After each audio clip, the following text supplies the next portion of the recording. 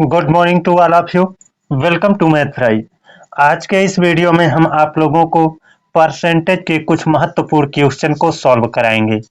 जैसा कि आप इस पहले क्वेश्चन में देख रहे होंगे, कहा है जब किसी संख्या के 75% में 75 जोड़े जाएं तो प्राप्त उत्तर ही संख्या है, तो संख्या का 40% ज्ञात करें। तो दोस्तों, संख्या का 40% हम बाद में ज्ञात करेंगे, पहले संख्या को ज्ञात कर लेते हैं। कहा है किसी संख्या के 75% में, यानी मान लिया वह संख्या क्या है, x।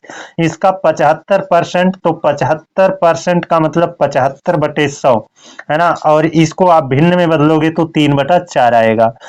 संख्या के 75% में 75 जोड़े तो प्राप्त उत्तर, यानी इतने को कैलकुलेट करोगे, जो उत्तर आएगा वही क्या है, संख्या है। यहाँ जो संख्या है वही क्या आएगा, यहाँ आएगा। तो हो गया, संख्या के 75% में 75 जोड़े तो प्राप्त उत्तर ही क्या है, संख्या है। तो प्राप्त जो उत्तर होगा वही क्या थी, संख्या थी, यानी वही x है।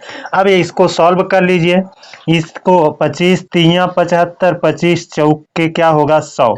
और इस 3/4 को लेकर हम उधर चले जाते हैं, 75 इधर बचेगा, 75 इधर बचेगा और x इधर है, और 3/4 इधर ले आते हैं तो -3/4x, यानी 3x/4। देखो, ये 3x से गुणा करेगा 3x हो जाएगा, और इधर ये प्लस में है तो इधर आया तो माइनस में हो जाएगा, है ना। अब इसे सॉल्व करेंगे तो ये होगा 4x - 3x/4। तो 4x - 3x होगा कितना, 1x/4 बराबर कितना, 75। और 4 गुणा कर लेगा जाकर 75 से, तो 75 चौके कितना होगा, 300 होगा। कितना होगा, 300। यानी वह संख्या 300 है, उसका 40% ज्ञात करने को कहा है, तो 40/100 कर देंगे, और 100 से ये दोनों शून्य कैंसिल, 40 तिया 120 आपका क्या होगा, करेक्ट आंसर होगा। इसका आंसर क्या होगा, 120 होगा। चलते हैं अब दोस्तों अपने अगले क्वेश्चन पर। क्वेश्चन को इसमें कहा है, एक व्यक्ति अपनी आय का 40% खर्च करता है और बाकी की बचत करता है, वह अपने खर्च का कितना परसेंट बचत करता है। बहुत अच्छा क्वेश्चन है ना। तो देखिए यहाँ पर व्यक्ति की आय, देखिए एक व्यक्ति अपनी आय का 40% खर्च करता है, तो खर्च क्या हुआ है, खर्च हुआ है 40%। इसका मतलब बचत कितना हुआ है, तो आप कहोगे बचत हुआ 60%। क्योंकि आप भी जानते हो कि टोटल 100% होता है, उसी 100% में से, है ना, 40% खर्च किया, बचाया कितना, 60%। अब कह रहा है बाकी की बचत करता है, तो ठीक है, बाकी की बचत में आ गया 60%। वह अपने खर्चे का कितना परसेंट बचत करता है। अब देखिए ये कह रहा है खर्चे का कितना परसेंट बचत करता है, तो पहले यहाँ रेशियो बना लेते हैं। ये प्रतिशत प्रतिशत से कैंसिल हो जाएगा, ये 0 0 से कैंसिल हो जाएगा, 2 दूना 4, 2 तिया 6, यानी 2 रुपया खर्च करता है और 3 रुपया क्या करता है, बचत करता है। ठीक है ना। अब इसने जो कहा है वह अपने खर्चे का, है ना, कितना प्रतिशत बचत करता है। तो देखिए इसका खर्चा कितना है, 2 है। इसी से तुलना करना है, तो ये 2 आपका नीचे रहेगा, है ना। कहा है खर्चे का, तो का जहां भी लग जाता है जान लीजिए उसी से तुलना किया जाता है, और वही कहाँ रहेगा, बटे में रहेगा। तो खर्चे का कहा है, यानी खर्च है तुम्हारा 2, और ये 2 को बटे में कर देंगे, है ना। बचत करता है, बचत का प्रतिशत निकालना है, बचत कितना है, 3, इसी का प्रतिशत निकालना है, 100 से गुणा कर दो। ये 2 से 50, 200 को 50 बार में 50 तिया कितना होगा, 150। कितना होगा, 150%। इसका क्या होगा, करेक्ट आंसर होगा। चलते हैं अब अपने अगले क्वेश्चन पर। ये देखिए अपना अगला क्वेश्चन है, बहुत ही अच्छा क्वेश्चन है, जरा गौर से सुनिएगा। यहाँ पर कहा है ए और बी अपनी आय का क्रम से 60% और 75% खर्च करते हैं। यदि ए की बचत बी की तुलना में 20% अधिक है, बताइए ए की आय बी की आय से कितना प्रतिशत कम है। तो देखिए दोस्तों, यहाँ पर ए की आय ए ही मान लेता हूँ, है ना। ए की आय ए रुपया है और बी की आय बी रुपया है, ठीक है ना। अब यहाँ पर इसने कहा है ए और बी अपनी आय का क्रमशः 60% और 75% खर्च करते हैं। यानी ए ने 60% खर्च कर दिया, इसका मतलब 40% बचाया है ना। तो ए का 40% बचत हुआ है और बी ने 75% खर्च कर दिया, इसका मतलब कितना बचाया है, वो 25% बचाया है। तो ये ए और बी की क्या आ रही है, बचत आ रही है। ये क्या है, ए और बी की बचत है। अब देखिए यहाँ पर कहा है यदि ए की बचत इस वाले की बी की तुलना में 20% अधिक है, ये 20% ज्यादा है ना। बताइए बताइए ए की आय बी की आय से कितना प्रतिशत कम है। तो जरा यहाँ पर देखिए, ए की बचत कितनी है, बी की तुलना में 20% अधिक है, इस वाले से ये 20% ज्यादा है।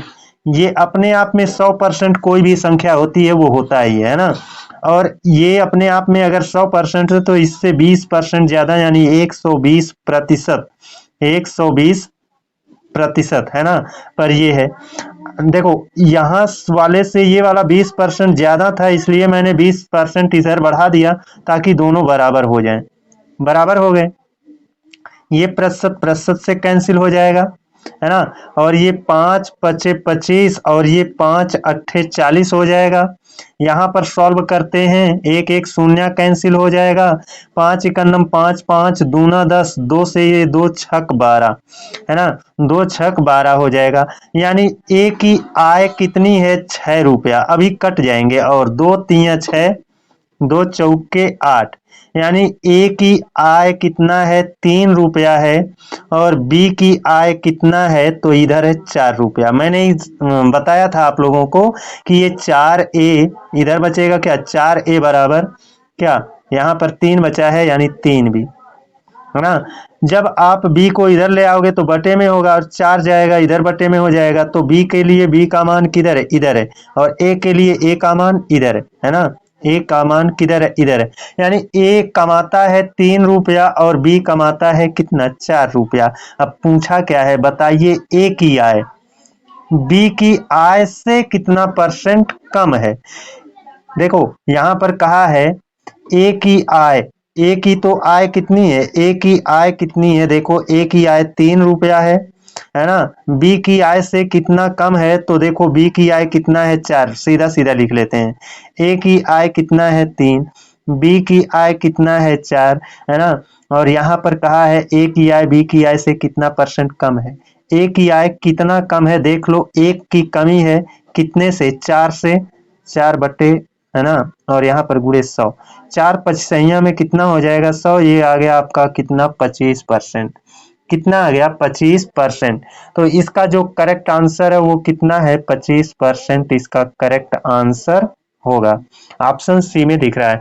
चलते हैं अब अपने अगले क्वेश्चन पर। ये देखिए अपना अंतिम क्वेश्चन है। इसमें कहा है ए की आय बी की आय से 50% अधिक है। ठीक है, मैंने मान लिया। ए एक है, एक बी है।